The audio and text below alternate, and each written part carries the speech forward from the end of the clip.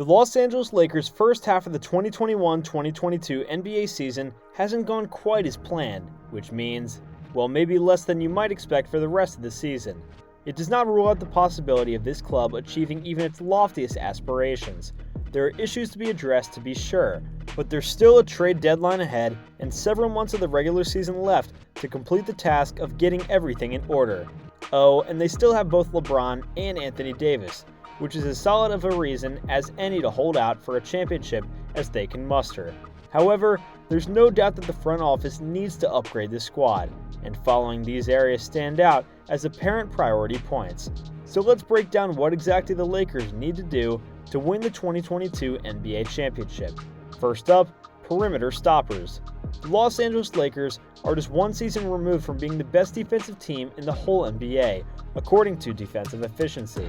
It just feels like it's taking longer since LA has slipped so far from the top echelon. Currently, the squad is ranked 17th in the category, having dropped from first place a month ago. The Lakers have already allowed more opponents to score 120 plus points this season than they did the entire previous campaign.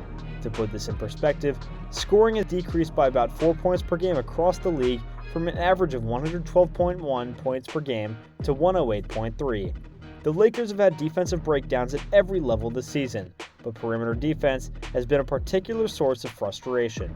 This shouldn't come as a surprise, given the fact that the team parted ways with Alex Caruso, Kentavious Caldwell-Pope, and Kyle Kuzma over the summer and didn't make much of an effort to find replacements.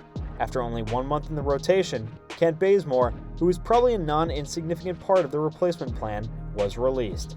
LA does not have enough trustworthy defenders, and the 30-year-olds Avery Bradley and Trevor Ariza are likely to reach a threshold of diminishing returns in their careers. Next, stretch big. You can get a sense that the walls are closing in on you if you can't catch the Lakers' 21st ranked offense in one of its worst moments. The number of non-shooters logging minutes alongside one another is far too high. However, even when Los Angeles forgoes its usual centers and runs Davis at the 5, the Lakers receive little space from him, as well as inconsistent shooting from Russell Westbrook and a barrage of bricks from Talen Horton-Tucker. The LA Lakers require more breathing room. When you don't have downhill threats like James and Westbrook on your team, spacing is a major issue. However, it should be a top goal for any modern offense. While it is important to have shooters of various sizes on the court, having a big man who can walk away from the basket and pose some degree of a threat would help keep the floor balanced. And finally, combo guards.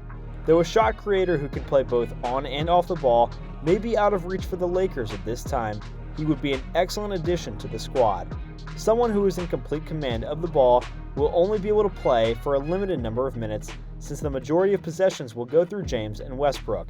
In the same way, someone who is unable to generate value for himself will only be able to contribute as much value as the stars who can generate for him.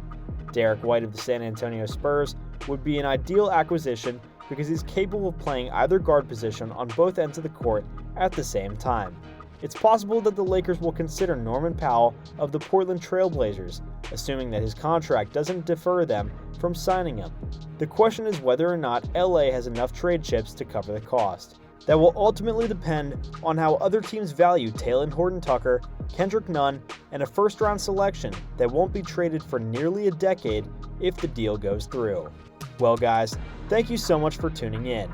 Be sure to smash that like button, subscribe to Any Sport, and ring that notification bell so that you never miss a video. We'll see you guys next time.